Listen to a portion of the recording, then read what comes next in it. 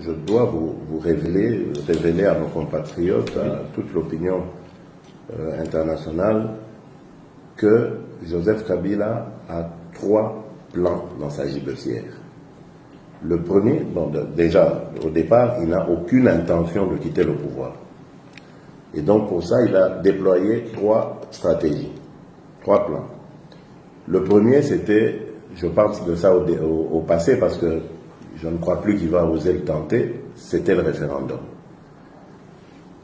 Là, sa mission était de tuer l'accord, de rendre donc la situation illisible et de venir avec le référendum. Mais on lui a dit, s'il est capable d'organiser un référendum, c'est qu'il peut organiser des élections, puisque les référendums sont quelque part des élections. Donc ça a battu son plan en brèche. Le deuxième, c'est la stratégie du chaos, celle qui consiste à jouer aux pompiers pyromanes. Il met le feu, il n'y a plus d'interlocuteurs, il n'y a plus de possibilité d'intervenir, il met la MONUSCO dans de graves difficultés et il réapparaît maintenant comme la seule carte à même de pacifier le pays, etc. Ça, c'est le plan qu'il est en train de jouer aujourd'hui, dont on parlera. Parce que ce plan est en passe d'échouer. Et donc, lorsque ce plan échouera, il sortira le 3e, qui est le scénario que nous appelons à la Poutine. Ça, évidemment, ça consiste à garder le contrôle du processus électoral, ce qu'il fait toujours jusqu'à aujourd'hui, pour ensuite mettre un pantin qu'il aura choisi et qui va lui chauffer le siège pendant qu'il va se mettre un peu de côté. Et ce sera ce pantin qui sera le président de la République pour organiser évidemment son retour. Voilà les 3 axes sur lesquels Joseph Kabila est en train de se déployer. Il a échoué pour le référendum. Maintenant, il a mis le feu au pays. Ça avait commencé à Béni, ça arrive au Kasaï. Dieu merci, au Kasaï, son plan a échoué parce que vous savez que les vrais, c'est vrai qu'on a chargé les FARDC, etc., mais les vrais responsables des massacres au Kasaï sont les milices de Gédéon Kyungu. Gédéon Kyungu, un grand criminel dont la place est en prison, mais là, il se retrouve libre et ce sont ces troupes qui ont été emmenées, transposées au Kasaï avec mission de tuer. Aujourd'hui, il y a des révélations parce qu'il y a quand même eu des repentis peut-être parmi eux qui aujourd'hui se mettent à parler. Ce sont les milices de Gédéon Kyungu qui sont à la base des horreurs au Kasaï. Et ces milices sont instrumentalisées par Joseph Kabila et ses hommes. Il faut le savoir. Et voilà pourquoi vous voyez qu'il s'oppose par tous les moyens à une enquête internationale. M. Kitundu est passé derrière nous, partout en Afrique, où on a été, même à des endroits où on n'a pas été, pour essayer d'obtenir de ses pairs africains de ne pas accepter cette initiative d'une enquête internationale. Mais je crois que là aussi, ils perdront la bataille qui est en train de se dérouler maintenant aux Nations Unies, enfin à Genève, les Nations Unies de Genève. Ils perdront cette bataille parce que, tout simplement, la vérité, on peut l'étouffer pendant longtemps, mais on ne peut pas l'étouffer tout le temps. Il est venu le moment où la vérité doit éclater, et elle éclatera au grand jour et démontrera la vraie nature de ce régime.